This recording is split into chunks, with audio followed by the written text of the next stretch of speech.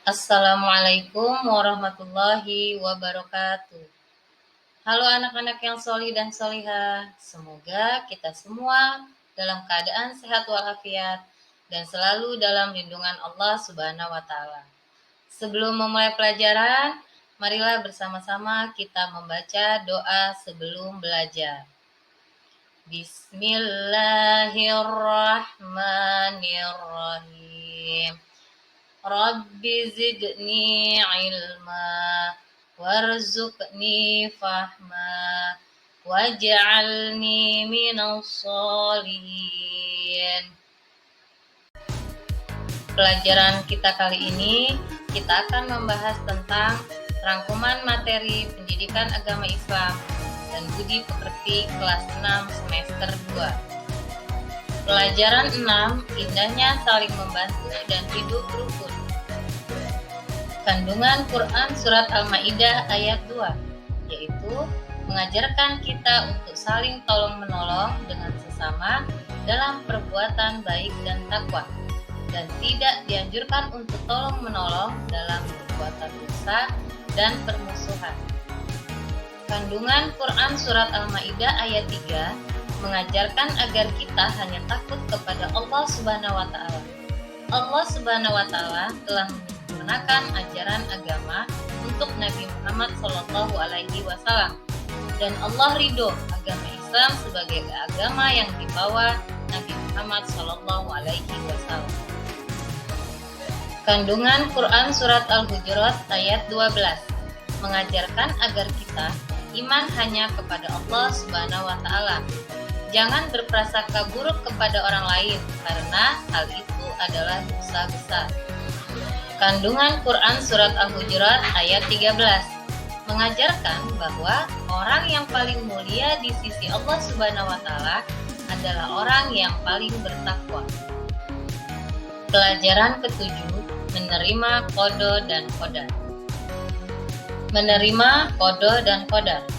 Qada adalah keputusan atau ketetapan Allah Subhanahu wa Ta'ala terhadap makhluknya yang tidak dapat diubah. Contohnya, matahari terbit dari timur dan tenggelam di sebelah barat. Kematian, bumi serta planet-planet lainnya berputar sesuai porosnya. Qadar adalah ketentuan Allah Subhanahu wa Ta'ala yang telah berlaku terhadap semua makhluknya yang bisa diubah. Contohnya, menjadi pintar karena belajar dan berdoa, menjadi juara karena senang berlatih. Pelajaran 8, senangnya berakhlak terpuji. Baik sangka.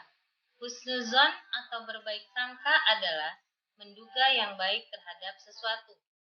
Kita harus berprasangka baik terhadap Allah Subhanahu wa Ta'ala. Kita harus menjauhi prasangka buruk. Misalnya, mencari-cari kesalahan orang lain dan berkunjung. Simpati. Simpati adalah ikut merasakan apa yang dialami, dilakukan, dan diderita oleh orang lain. Toleransi dan hidup rukun.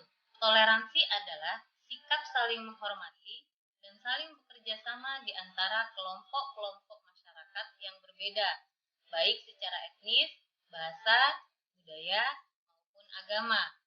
Sedangkan hidup rukun berarti hidup damai dan setuju terhadap keberadaan. Pelajaran ke-9, ayo berinfak dan bersedekah. Infak dan sedekah.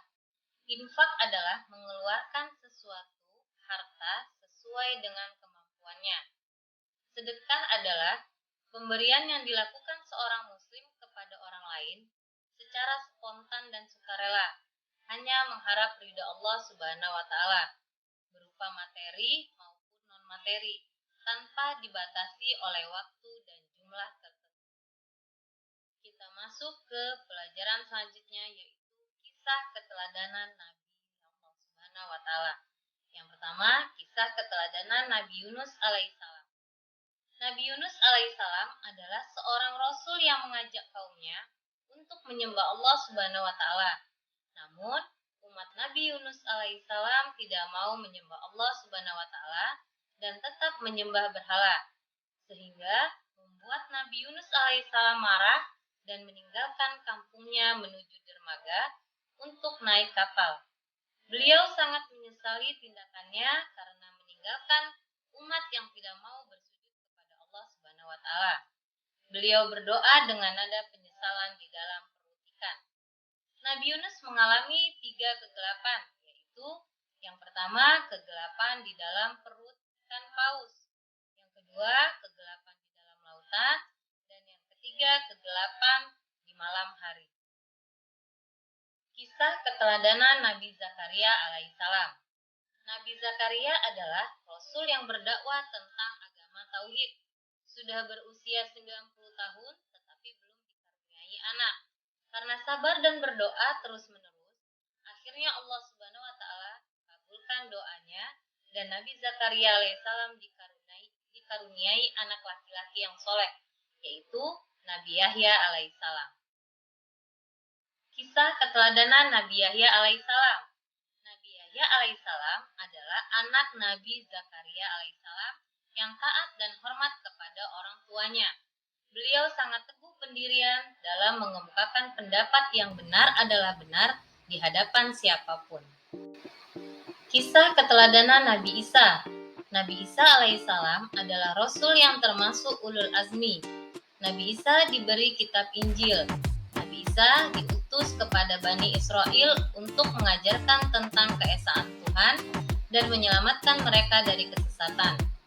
Nabi Isa alaihissalam diberi mukjizat sebagai bukti kenabiannya, seperti berbicara sewaktu bayi dalam peraduan, memberikan nyawa atau kehidupan pada burung yang terbuat dari tanah liat, menyembuhkan orang yang terkena lepra, dan menyembuhkan orang tunanetra. Kisah keteladanan Ashabul Kahfi. Ashabul Kahfi merupakan kisah 7 orang pemuda dan seekor anjing yang ditidurkan oleh Allah Subhanahu wa taala selama 309 tahun. Ashabul Kahfi adalah sekelompok pemuda yang beriman kepada Allah Subhanahu wa taala, yang meyakini bahwa tidak ada yang berhak disembah kecuali Allah Subhanahu wa taala semata. Mereka teguh di atas keyakinan yang benar, meskipun harus bersembunyi di gua untuk menyelamatkan diri. Demikianlah rangkuman materi Pendidikan Agama Islam kelas 6 semester 2. Semoga bermanfaat. Wassalamualaikum warahmatullahi wabarakatuh.